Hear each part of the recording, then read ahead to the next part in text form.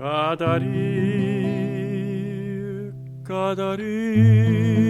привет!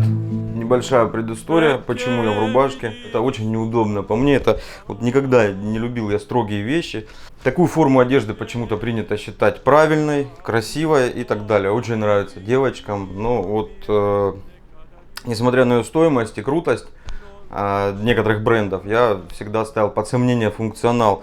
Эта вещь намного менее удобная, чем майка, да, например. Строгая одежда, она очень неудобная, но почему-то дорогая и считается круто.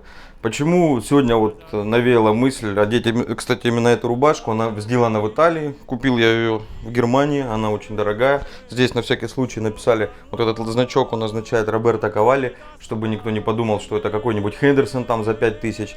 Вот, типа вот ты одеваешь и типа круто.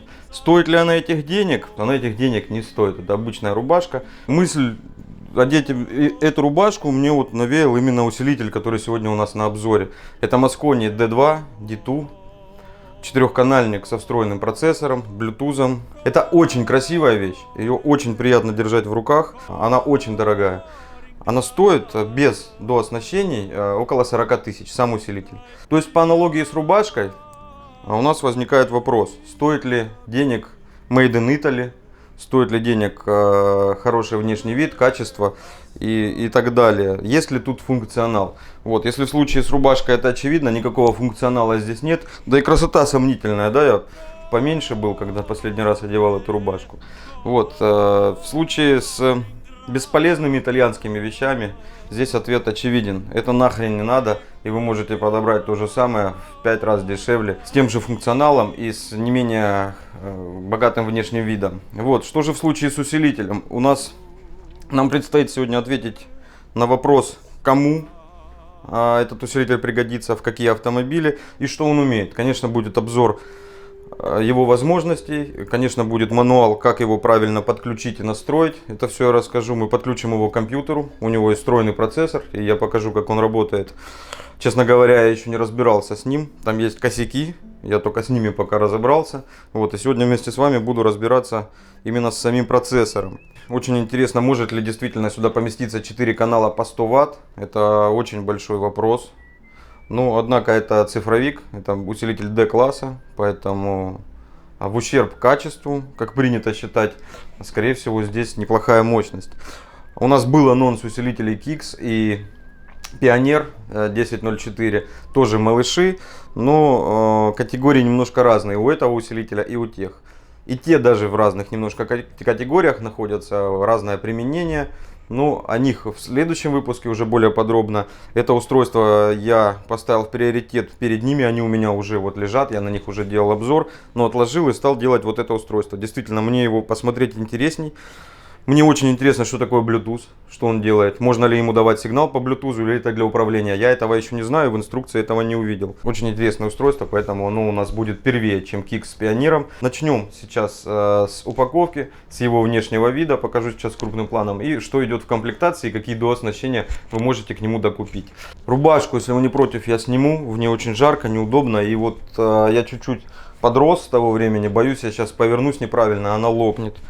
Какой-то один раз человек мне грамотный сказал, я тогда как раз там набрал килограмм 15, здоровый был, и полетели мы на конференцию, и рубашку я взял какую-то, которую давно не носил, и одну взял всего рубашку, и не посмотрел, что я из нее уже вырос, надел ее, и просто как вот, как будто в обтягивающей маечке вышел, и все такие говорят: Саша, это метан. Я говорю: нет, тогда Суздека. Я говорю: да я гречку жру. Они говорят: это пиздец, ты громадный, ты здоровый. Я тогда, один человек подошел, говорит: знаешь, что самое главное в бодибилдинге? В бодибилдинге главное правильный выбор рубашки. Я вот тогда понял, о чем он говорит. Одел для того, чтобы подчеркнуть уникальность сегодняшнего устройства. Устройство действительно уникальное. Надеюсь, этот обзор вам будет так же интересен, как и мне. Начнем, пожалуй, с коробки. Коробка, как и все Mosconi Gladden усилки, у нас обычная белая, строгая, вот с таким красивым шрифтом написано Mosconi, очень похож на наш Loud Sound шрифт. Кстати, вот этот кулек постелил, не подумайте, что для рекламы, просто стол царапается очень сильно, когда по нему усилками елозят. Ну и реклама неплохая получилась, согласитесь. На коробке у нас Указано, что усилитель сделан в Италии. За это, конечно же, у нас добавляется стоимость. Действительно, итальянские вещи собраны качественнее. Насколько это надежнее, если честно, я не замечал, чтобы там меньше было обращений по гарантии. Китай, в принципе, не хуже по надежности делает вещи. Конечно, они намного поганее выглядят и не всегда так хорошо работают. Но вот Made in Italy нам говорит о качестве сборки, о качестве деталей и о хорошем внешнем виде. Италия у нас все-таки столица моды. И они стараются следовать этому во всем. Ну, усилители у нас, в принципе, как произведение искусства уже выглядят. Но с косяками, сейчас о них позже расскажу. Здесь у нас D2, название для меня загадочное. Если честно, не стал выяснять, почему D2. Он четырехканальник. Вот D2 это серия. Это, скорее всего, что-то означает. Какая-нибудь разрядность или что-нибудь еще. D это Digital, скорее всего, 2. Это для меня загадочная цифра здесь. 100.4 это четырехканальник по 100 Вт. И DSP у нас указывает то, что у нас Digital Sound процессор на борту сразу встроенный. 1,3 килограмма вес заявлен. Не знаю, почему это такая важная информация, но вот они ее заявили. Больше на коробке у нас особо ничего не написано. И в самой коробке все строго. Вот здесь у нас лежал усилитель. И здесь провода и вещи, необходимые для крепления. Шестигранник идет сразу в комплекте, один. И вот эти штучки, о которых я расскажу чуть позже. Ну, про винтики, я думаю, вам не надо рассказывать. Вот про эти тюльпаны расскажу. Кроме того, в комплекте еще идет вот эта хрень. Не знаю, как ее еще назвать. Это хрень. Просто потому, что я не знаю, зачем. Наверное, есть какая-то причина, но Mosconi, Gladden, аудиосистемы старые, по-моему, там тоже так было. Они реализовывают вот так ремонт. Ремонт вставляется у нас вот сюда. Почему его не сделать обычную зажимную клемму, как вот эти? Нет, они делают, вам нужно будет сюда зажимать провод. И у вас получается ремонт такой, который вы можете вытащить быстро. Почему это сделано? Для безопасности или удобства? Для меня загадка. Так почти никто не делает, только вот итальянцы. Так, все, по комплектации у нас больше ничего нет. Инструкция на английском, итальянском и, по-моему, немецком, да, языках. На русском нету. Ну, надо отдать им должное, очень хорошая инструкция, очень понятная. Очень понятно написано, типы подключения здесь есть. 2 канала высокий уровень, 2 канала низкий уровень и так далее. То есть каждый способ подключения у вас здесь перечислен. И что нажимать в этом случае, какие входы используются, какие крутилки не задействованы. Все это очень понятно указано. Также показано, куда включать Remote Control, управлялку. И указаны распиновки, тут где что, для чего это делается, я не знаю, потому что у нас хвост готовый идет, его надо только сюда вставить, и здесь понятно у нас, ну хотя да, если вы вдруг не опытный инсталлятор и не знаете, что белый и серый это всегда перед лево, перед право, а фиолетовый, зеленый это задний, то вам пригодится вот эта вот штука, чтобы понять, где какой динамик у вас находится. В комплектации больше ничего нет, и за эту штуку вам нужно будет заплатить 38 тысяч рублей. В евро он стоит гораздо дороже, 700 евро, что на данный момент, если пересчитать на курс, это гораздо дороже, чем 38. Сейчас его можно купить за 38, а вот на дополнительные приблуды у меня цен сейчас в рублях нет, есть в евро. Поэтому вы можете купить на него Remote Control за 149 евро, 150 евро. И по курсу, даже если мы будем считать по 70 рублей, это у нас 10,5 тысяч выйдет управление. Его вы можете установить в любом удобном для вас месте. Оно очень красиво, богато выглядит. Это такой алюминий. Это из алюминия сделано. Очень монолитно. Вот это вот, ну, что усилитель, что управлялка очень качественно сделаны. Вот они мне напомнили iPad. Вот когда держишь в руках, это вот хорошая вещь. Это очень хорошая вещь и очень приятно держать в руках. Единственный косяк здесь это надписи. Они какие-то немножечко размазаны, их можно сделать, конечно, было чуть-чуть поаккуратней. Но вот остальное, все зазорчики и с качеством материалов, и вот ощущение монолитности, он очень тяжелый. И как бы внутри как будто бы пустых мест нет. Это хорошая вещь, очень качественная. То же самое у нас касается ремонт-контрола. Очень, очень приятно работает крутилка. У нас всего 3 функции, она крутится, лево-право и нажимается. И у нас еще одна вещь, которая комплектуется усилитель, это Bluetooth. Для чего он нужен, пока я не знаю.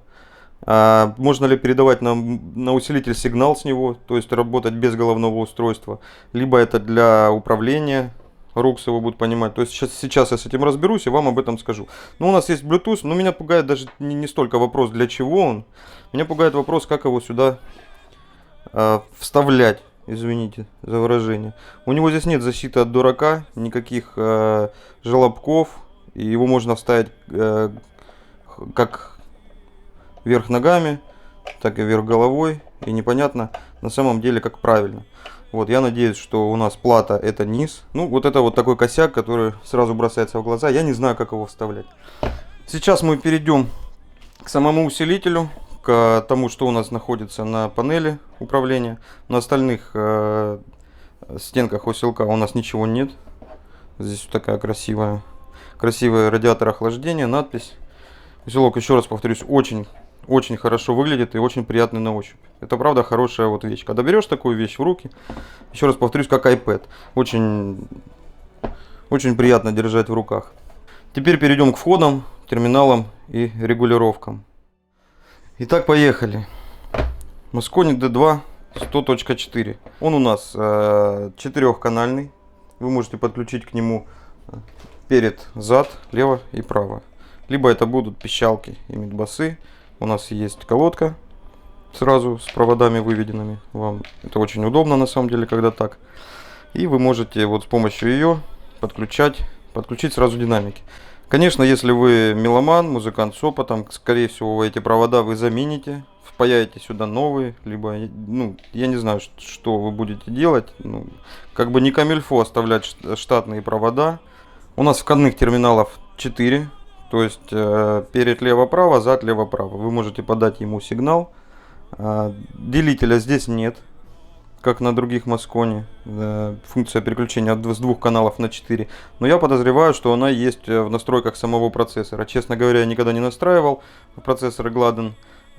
Я подозреваю, что вы сможете подать сигнал на 1.2, на 3.4 не делать Y здесь, а просто разветвить с помощью настроек процессора. Настраивать мы будем позже, я вернусь к этому. Регулировка уровня входного сигнала, громкость, как угодно это называйте. Чуть ниже у нас вот такой переключатель загадочный. Для меня он был загадочный. Я уже почитал инструкцию и теперь знаю, для чего он. Это у нас включение по высокому уровню. Высокий уровень, объясню, что это такое. Если у вас магнитофон без выходов РЦА, да, тюльпанов у вас нет, вы можете, используя вот эту вещь в комплекте, который я обещал вернуться, у вас есть вот такие вот тюльпаны, которые вы можете разобрать, и к ним вы можете припаять, либо зажать акустические провода, ну, провода, которые идут у вас к штатным динамикам, и, соответственно, использовать это как RCA сигнал. Сюда же подать сигнал, но при этом вам нужно будет сообщить усилителю, что вы используете высокоуровневый сигнал, то есть сигнал с акустических проводов, а не с межблочников. Тюльпанов, как их еще привыкли называть. Вот для этого у нас нужны вот эти переключалки. То есть вы можете переключить high-low как первый-второй канал, так и третий-четвертый по раздельности. Не обязательно весь вход. И вот это вот включение по высокому уровню либо выключено, либо BTL, либо SE. Объясню, как это действует. Выключено, соответственно, вы будете использовать для включения усилителя ремонт. Вот эту штуку, которую я показывал уже. Это обычный синепровод, который идет от магнитолы. Функции BTL и SE сообщают об уровне сигнала, который усилитель должен поймать на акустических проводах, которые вы сюда подадите. Только в случае при подключении по высокому уровню эти штуки работают. И таким образом усилитель будет включаться при появлении на акустических проводах сигнала. Грубо говоря, давайте на примере. Если у вас BMW и вы хотите установить в аудиосистему усилитель, вам не нужно ничего. Вы можете взять просто вот этот усилитель, подключить к нему от динамиков идущие провода вот сюда подать на вход, переключить здесь BTL либо SE, сейчас объясню, чем они отличаются. И когда вы будете включать музыку, усилитель будет включаться, ему не нужен будет ремонт, синий провод, который в BMW вам, чтобы добыть, вам нужно потратить немало денег на коншину, ну, либо там еще есть извращения всякие разные. Ну, здесь вы можете это сделать обычным сигналом с акустического кабеля. Так вот, BTL и SE сообщают усилителю об уровне такого сигнала. Стандарт обычно это BTL. SE включайте только там в редких случаях, если у вас система не будет выключаться, либо включаться постоянно. Вы должны понимать, что когда вы пользуетесь этой функцией, любой сигнал, появившийся на акустических проводах, будет у вас включать усилок. Соответственно, если вы переключите не в то положение, да, в SE, например, вы будете приходить и видеть высаженный аккумулятор очень часто. Если вы, конечно, не любитель громкой музыки, у вас не 50 аккумуляторов в машине, а обычно один, то есть риск за ночь высаживать аккумулятор, потому что усилитель будет включаться из-за каких-то помех на акустических проводах, которые, вот, например, бумера очень любят шебуршать, опиля и так далее. Переходим дальше. С этими у нас кнопками понятно. Подаете сюда сигнал обычный RCA межблочник, ну, с обычной головы, которая поддерживает низкоуровневый сигнал. Ставите здесь low, отжат, ну, кнопка отжата. Подаете высокоуровневый с акустических проводов, ставите high. То есть вы здесь избавляетесь от необходимости покупать преобразователь сигнала. Он уже есть в этом усилке. Это не редко сейчас, это многие усилители предлагают, многие производители в своих усилителях. Но здесь есть еще одна интересная функция, это оптический вход. Оптический вход вы можете взять ну, с тех же автомобилей штатных аудиосистем, например, с BMW или Range Rover, и при помощи таких интерфейсов, как Trioma, вытащить чистый сигнал первоначальный из сети автомобиля и подать сюда оптический вход. Соответственно, у вас процессор уже будет обрабатывать первоначальный сигнал, это очень хорошее качество звука. И вот когда вы делаете так, вы избавляетесь от того предусиленного дерьмового сигнала, который, например, идет в BMW и в дешевых головных устройствах, и помощнее. Ну, вот эта вещь у вас вам гарантирует лучшее качество звучания по сравнению с сигналом низкого уровня, либо тем более высокого уровня.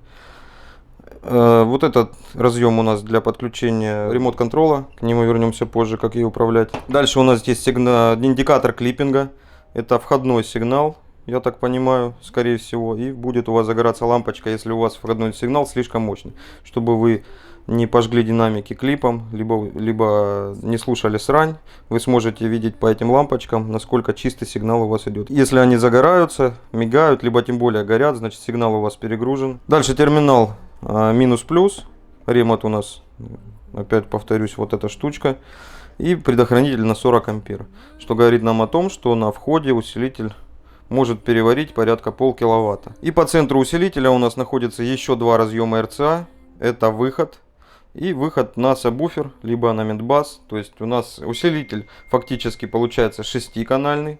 4 канала вы вытаскиваете сразу уже готовые на динамике. И этот сигнал, для него вам понадобится еще один усилитель.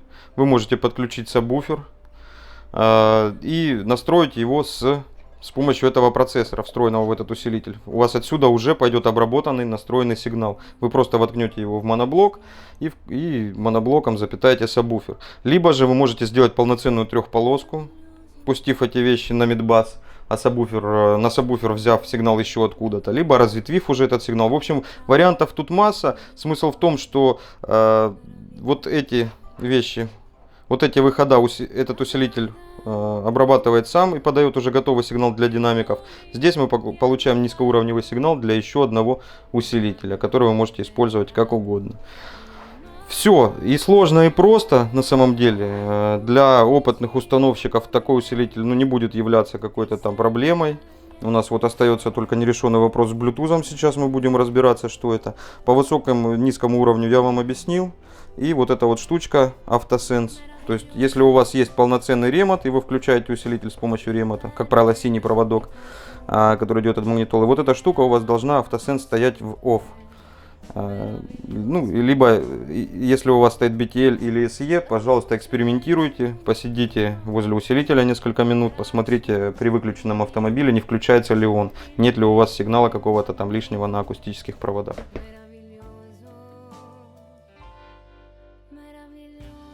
Очень маленькое, очень простое по внешнему виду, но очень сложное и очень многофункциональное устройство на самом деле. У него есть несколько функций, без инструкции вы не разберетесь, и даже когда вы разберетесь, вы ни хрена не запомните, поэтому каждый раз, когда вы будете его настраивать, первые разы, по крайней мере, вам нужна будет инструкция. Так, про внешний вид я уже говорил, очень красивая вещь, очень приятно держать в руках, очень качественная. Теперь поговорим про функционал. Вращая колесо влево и вправо, мы регулируем общую громкость системы. Индикация у нас здесь 1, 2, 3, 4. Добавляется, убавляется. Одинарное нажатие переключает нас в режим регулировки уровня сабвуфера. Загорается красная лампочка SAB, и мы регулируем уже SAB. Еще одно одинарное нажатие возвращает нас. Нажатие на 5 секунд переводит нас в режим выбора предустановок. То есть вот у нас начинает моргать 1, 2, 3, либо 4. Мы можем выбрать предустановку. Все, в принципе, по ее настройкам все. Есть еще как бы глубокий сетап. Для этого при выключенном усилителе, либо при отсоединенном контроллере, нам нужно нажать кнопку и удерживать ее 1 либо 5 секунд в момент включения. Если мы будем удерживать 5 секунд, это сброс настроек контроллера, не усилителя, а именно самого контроллера. Если мы будем удерживать ее 1 секунду, мы перейдем в режим настройки. Не успел. Вот мы задержали, вставляем хвост и переходим в режим настройки яркости. Соответственно, можем настроить яркость для общей громкости или яркость для сабвуфера. Вправо крутим, настраиваем яркость циклически, она то убавляет, то убывает, то добавляется. А влево переключаем на SAB. Далее одинарное нажатие запоминает последнюю громкость как мьют. И если подождать 3 секунды, он переходит в режим обучения команд от пульта инфракрасного. У нас здесь инфракрасный глаз, вот здесь его можно увидеть. К этой штуке подходят пульты Alpine, и она обучается 11 разным командам. Соответственно, у вас здесь в инструкции есть перечень этих команд. И когда вот вошли в режим настройки, вы должны просто на пульте нажать 11 команд по очереди, он их запомнит как вот эти команды в соответствии с цифрами. То есть первый раз вы должны нажать громкость плюс, громкость минус, сабвуфер level плюс, сабвуфер level минус, ну и так далее. И с помощью пульта алпайновского вы уже сможете управлять вот этим усилителем, ну, если он один в системе, получается всей аудиосистемой. А эта штучка будет уже выполнять функцию просто глаза для инфракрасного пульта. Вот такое вот устройство, очень простое и очень функциональное в тот же момент, очень хорошо выглядящее. Ну, единственное, что цвет подсветки, по-моему, только красный, я, если честно, не нашел, как его поменять. Ну, если он прям вот очень раздражает, я думаю, можно будет заменить внутри диоды на какие-нибудь зеленые или белые. Вот. Ну, я не удивлюсь, если я где-то просто не увидел, что он меняется, и прошу за это прощения, но вот, по-моему, только красный. И далее мы переходим к Bluetooth модулю. Как я говорил уже в начале, Bluetooth модуль не имеет защиты от дурака, и какой стороной его втыкать непонятно. Оказывается, втыкать его можно любой стороной, это абсолютно не имеет никакого значения. Единственное, что у него здесь есть 2 светодиода, и в зависимости от того, как вы воткнете Bluetooth модуль, будет видно их хорошо или плохо. Так, у нас ремонт чуть-чуть отошел, антиавтозвук небольшой, извините. И начинается цветомузыка. У нас разные индикации обозначают разные состояния. Вот он красным, синим поочередно моргает, это режим ожидания. Чтобы с ним задружить телефон, ну, либо другое устройство, с которого вы будете воспроизводить музыку, мы должны ввести пин-код стандартный 1, 2, 3, 4 у него. И телефон будет подключен к нему как к любой гарнитуре или к наушникам беспроводным, ну, в общем, как к любому Bluetooth устройству. И вы сможете уже воспроизводить музыку с любого устройства, поддерживающего Bluetooth. Либо опционально вы можете подключить сюда низкоуровневые или высокоуровневые входы и использовать AUX. Вот сейчас мы, кстати, проэкспериментируем. Запустим сейчас как AUX. Но сначала нам нужно подключить динамики. Так, по индикации, вот моргающая красная лампочка, мы видим, что они соединились. И можно запускать музыку. Запускаем трек. Звук есть. Через AUX он сейчас или через Bluetooth, я не знаю. Смотрим. Вот здесь выбор устройства. Мы воспроизводим сейчас через Bluetooth. Попробуем переключить на наушники, на AUX. Звук есть. То есть он сейчас распознает у нас с двух источников сигнал. А при появлении сигнала на AUX он у нас переключается на источник AUX. При появлении сигнала на Bluetooth, сейчас еще раз пробуем, включает Bluetooth. Причем уровень громкости регулируется при этом автоматически. В настройках в пункте миксер во вкладке AUX Optical вы сможете выбрать уровень чувствительности, как он регулирует автоматическую громкость. И также уровень руками подстроить, насколько Bluetooth громкость у вас будет отличаться от громкости AUX. То есть, если вы не поняли, это супер функция на самом деле. Он понимает, когда появляется на Bluetooth канале сигнал. То есть, вы садитесь в машину, у вас телефон подружен с этим усилком по Bluetooth. Включен, например, Bluetooth всегда. Либо вы можете переключаться между устройством, у вас там в автомобиле, вы коннектитесь с hands-free, приконнекчиваетесь к усилку, включаете музыку и сейчас проверим. Начинает играть музыка. Вот, кроме того, получается, что вам головное устройство в принципе не нужно в автомобиле. Вы можете установить этот усилитель, подключить к нему плюс, минус, ремонт, взять от бортовой сети или сделать вообще включение руками. И подключить его к динамикам. Вам не нужно подключать его к головному устройству, к процессору, к преобразователю. Он сам по себе уже является головным устройством. Вы можете просто с телефона подавать на него сигнал через Bluetooth и слушать музыку. Это прикольно.